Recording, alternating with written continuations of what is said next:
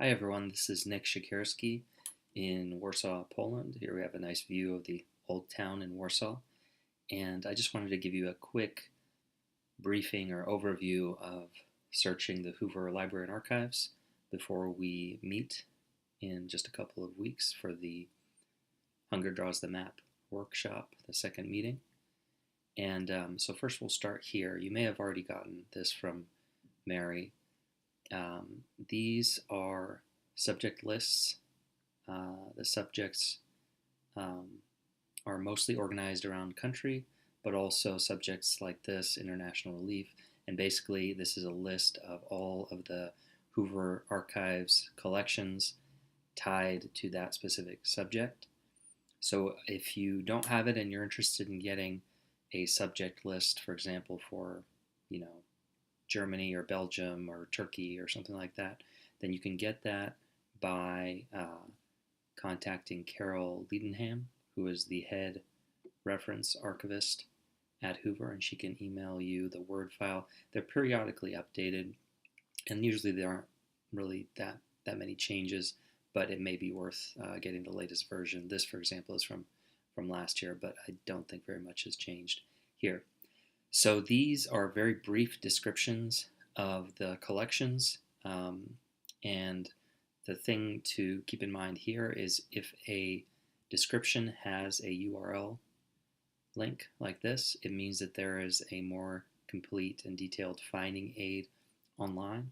So you can either click on this and it should take you to the, it should open it up in your browser, or you can just go directly to the Online Archive of California, which is this. So if you Google OAC or Online Archive of California, you'll get this.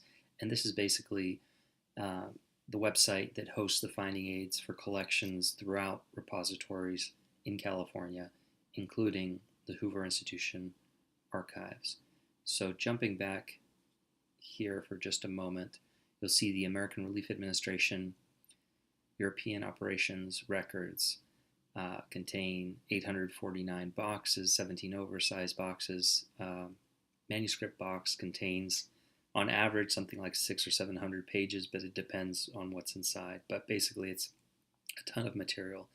And another thing to keep in mind is that not all collections are on site at the Hoover Archives. I know, for example, for the ARA Europe records, they are held at SAL 3, that's the Stanford Auxiliary Library, which is in Livermore, across the bay from Stanford. So if you want the original records, you're going to have to order them a day or two in advance, and you can do that easily at the Hoover Archives.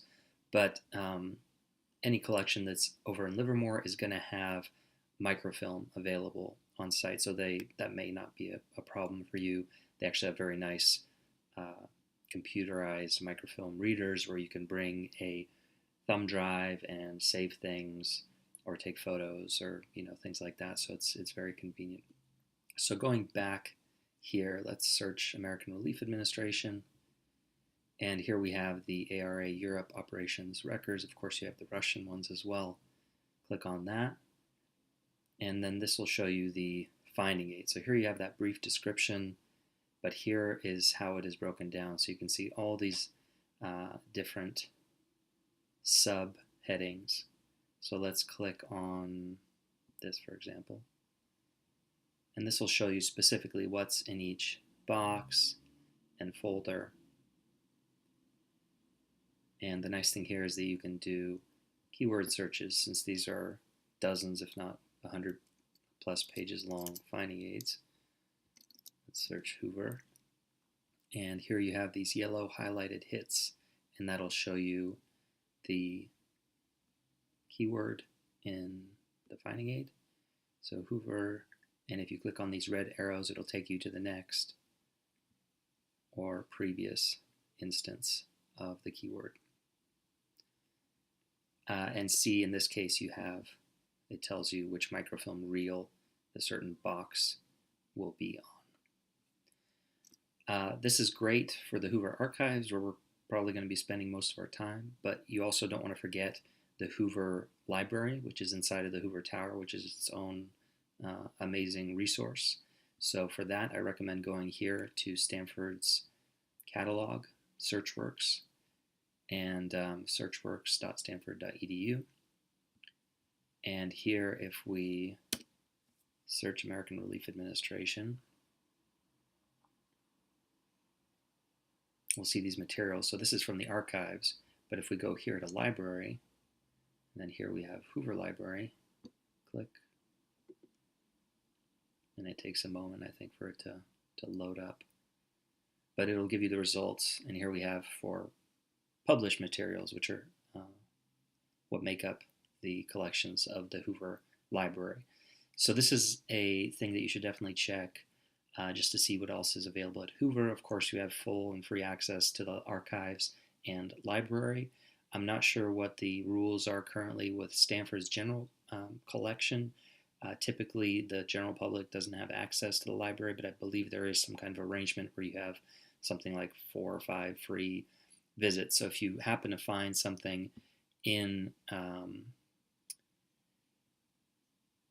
a different library, like Green Library, the main library, then you'll probably be able to access that, since you probably would just be visiting a few times during your visit to Hoover. So I think that mostly covers it. I just wanted to, oh, here we have Bert's book, Big Show in Bolo Land.